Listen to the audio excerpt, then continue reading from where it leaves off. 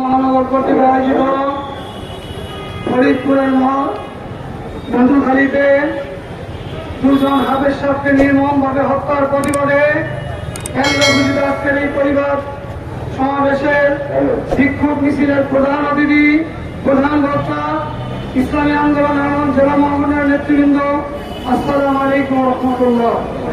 আলোচনা হয়েছে, আমি শুধু একটা কথা বলবো, ফরিদপুরের মধুখালীতে দুজন হাফেজ সাহেবকে নির্মমভাবে হত্যা করেনি, বাংলার 16 কোটি মুসলমানের হৃদয়ের মধ্যে আঘাত করেছে। আমাদের হৃদয়ে যে আগুন জ্বলে উঠেছে, অনেকে বিলম্বে খুনিদেরকে সন্ত্রাসীদেরকে বিচার না করা হলে এই আগুন ধাউ ধাউ করে জ্বলে উঠবে।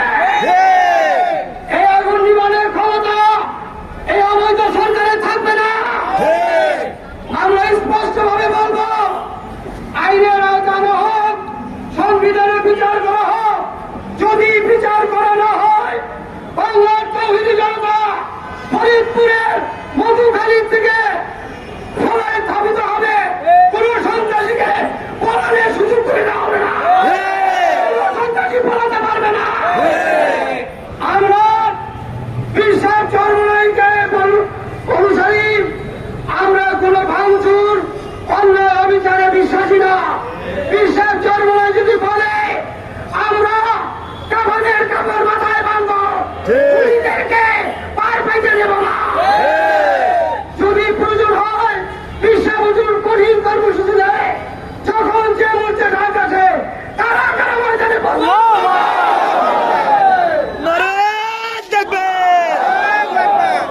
কাফনের কাপড় মাথায় বাঁধবো, রাজপথ দখল করবো, খুনিদেরকে বাংলাদেশ থেকে পালাতে দেওয়া হবে না।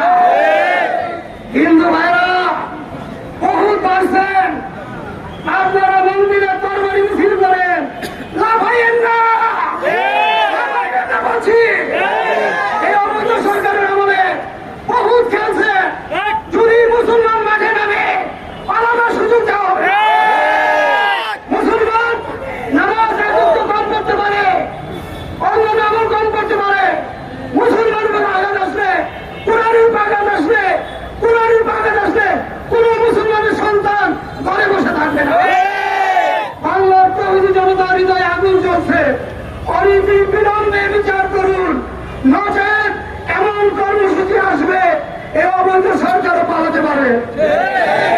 আমরা নারায়ণগঞ্জ থেকে জেলা মহান থেকে ঘোষণা করলাম, এই বিচার না হওয়া পর্যন্ত নারায়ণগঞ্জ জেলা মহানগরের কর্মীরা রাজপথ ছাড়বে না, ইনশাআল্লাহ রাজপথে আসি থাকবো ইনশাআল্লাহ। ইসলামী আন্দোলন বাংলাদেশ কেন্দ্র কর্তৃক ঘোষিত মধুখালীতে দুইজন সহোদর ভাই শ্রমিক নির্মাণ শ্রমিককে হত্যার প্রতিবাদে দেশব্যাপী কর্মসূচির অংশ হিসাবে ইসলামী আন্দোলন বাংলাদেশ নারায়ণগঞ্জ জেলা এবং মহানগর কর্তৃক আয়োজিত আজকে বিক্ষোভ সমাবেশে বিক্ষোভ মিছিলের সংগ্রামী সভাপতি, ইসলামী আন্দোলন বাংলাদেশ নারায়ণগঞ্জ জেলার সভাপতি জনাব মাওলানা দিন ইসলাম সাহেব, উপস্থিত ইসলামী আন্দোলন মহানগরের সভাপতি জনাব মুফতি মাসুম বিল্লাহ সহ ইসলামী আন্দোলন এবং অন্যান্য সহযোগী সংগঠনের নেতৃবৃন্দ, দিনী ভাইয়েরা, আপনারা জানেন মধুখালীতে কিছু হিন্দু সন্ত্রাসী কর্তৃক এবং সে এলাকার চেয়ারম্যান মেম্বার, আওয়ামী লীগের চেয়ারম্যান আওয়ামী লীগের মেম্বার কর্তৃক দুইজন সহোদর ভাইকে ঘন্টার পর ঘন্টা বেঁধে রেখে অত্যন্ত নির্মম নির্যাতনের মাধ্যমে হত্যা করা হয়েছে। সেখানে পুলিশ বাহিনীকে ঢুকতে দেওয়া হয় নাই, সেখানে আইন শৃঙ্খলা রক্ষা বাহিনীকে অনেক সময় পর্যন্ত ঢুকতে দেওয়া হয় নাই। এরপরে আবার আইন শৃঙ্খলা রক্ষা বাহিনীর অবস্থাও আমরা জানি না, সেদিন উপস্থিত কেন তাদেরকে গ্রেফতার না করে তাদেরকে পালানোর সুযোগ করে দেওয়া হলো। এগুলো সব রহস্যময় বিষয়।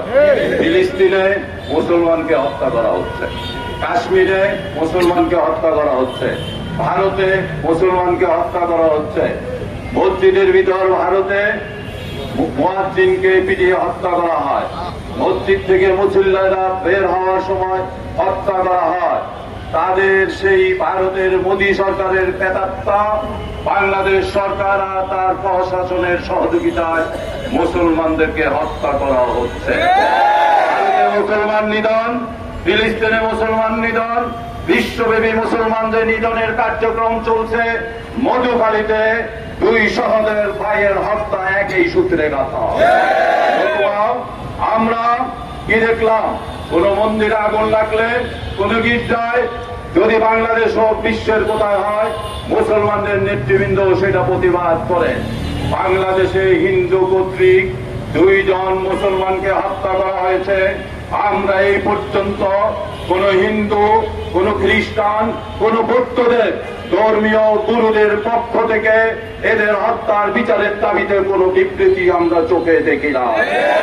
আমরা তাদের পক্ষ থেকে কোন মিছিল দেখি নাই, কোন মিটিং দেখি নাই। তাহলে কি আমরা ধরে নিতে পারি বৌদ্ধ খ্রিস্টান ঐক্য পরিষদ, হিন্দুরা এই দেশে সাম্প্রদায়িক সম্প্রীতি বিনষ্টের জন্য কাজ করে যাচ্ছে? বন্ধুগণ, 18 তারিখে হত্যা করা হয়েছে, 25 তারিখে আলটিমেটাম দেওয়া হয়েছে, আলটিমেটাম 1 তারিখে শেষ, আজকে 3 তারিখ, এখনো হত্যাকারী এবং তাদের সহযোগীকে গ্রেফতার করা হয় নাই। আমরা স্পষ্ট ভাষায় বলে দিতে চাই, আগুন নিয়ে খেলা করবেন না। মুসলমান এক মুসলমানের ভাই, এক দেহের সমতুল্য। 2 জন মুসলমানকে হত্যা করে, সহোদরকে হত্যা করে যদি বলেন আপনারা পার পেয়ে গেছেন, মনে করতে হবে আপনারা বোকার স্বর্গে বাস করছেন। পরিত্যক্ত বর্জিত সরকারের মাধ্যমে শেখ হাসিনা সরকার ক্ষমতায় আছে, জনসমর্থন নাই। আওয়ামী লীগের কর্মীরা এখন আর আওয়ামী লীগকে ভালোবাসে না। টেন্ডারবাজি আছে, ব্যবসা নিয়ে আছে, দলীয় কর্মসূচিতে তারা যায় না। আপনারা যে নির্বাচন করেছেন, সেই নির্বাচনে অনেক আওয়ামী লীগ নেতাই ভোট দিতে যায় না। তাহলে বর্জিত একটি সরকার বর্তমান ক্ষমতায় আছে। আমরা স্পষ্ট করে বলে দিতে চাই, আমরা শান্তিপূর্ণ অবস্থানে বিশ্বাস করি। আইন শৃঙ্খলা রক্ষাকারী বাহিনীকে বলবো, আমরা আইনের প্রতি শ্রদ্ধাশীল। আমরা আপনাদের কাছে দাবি জানাচ্ছি গ্রেফতার করার জন্য, বিচার করার জন্য। যদি বিচার না করেন, যদি অপ্রীতিকর কোন ঘটনা ঘটে, তাহলে ফরিদপুরের জেলা প্রশাসক, ফরিদপুরের প্রশাসন আর বর্জিত প্রধানমন্ত্রী শেখ হাসিনাকে দায়ভার গ্রহণ করতে হবে। আমাদের ভাইদের রক্ত এক ফোঁটাও বাংলার জমিনে শুকাইতে দেব না। আমরা মধুখালীতে গিয়েছি, সেইখানে নায়েব আমির সাহেবের নেতৃত্বে গত 19 তারিখে গিয়েছি শনিবার। সেইখানে আমরা সেই এলাকার লোকজনের ব্যথা এবং ক্ষুব্ধতা দেখেছি। তারা ব্যথা দূর, কিন্তু আবার বিক্ষুব্ধ। তারা বলেছেন আপনারা আমাদেরকে নেতৃত্ব দেন, আমরা এ বিচার করতে পারি। আমরা বলেছি না, আইন নিজের হাতে তুলে নেওয়া যাবে না। আমরা আইন শৃঙ্খলায় বিশ্বাস করি, অতএব ধৈর্য ধরুন। আমরা দাবি জানিয়েছি, এই দাবির পরিপ্রেক্ষিতে যদি বিচার না করা হয়, গ্রেফতার না করা হয়, অবশ্যই বাংলার জমিনে খুনিদেরকে, আমার ভাইয়ের খুনিদেরকে মুসলমানরা খুঁজে বের করে উপযুক্ত বিচার করবে। অতএব আবার দাবি জানাচ্ছি, খ্রিস্টান গুরু যারা আছেন, ধর্মীয় গুরু, হিন্দুদের ধর্মীয় গুরু, বৌদ্ধদের ধর্মীয় গুরু, এই হত্যাকাণ্ডের বিরুদ্ধে আপনাদের বিবৃতি দাবি করছে। সরকারের আন্তরিকতার সাথে খুনিদের গ্রেফতার করে অনতিবিলম্বে বিচারের কাজ করে দাঁড়ানোর দাবি জানাচ্ছি। নতুবা যে কোনো দায় দায়িত্ব সরকারকে বহন করতে হবে। সবাইকে ধন্যবাদ জানিয়ে নারায়ণগঞ্জ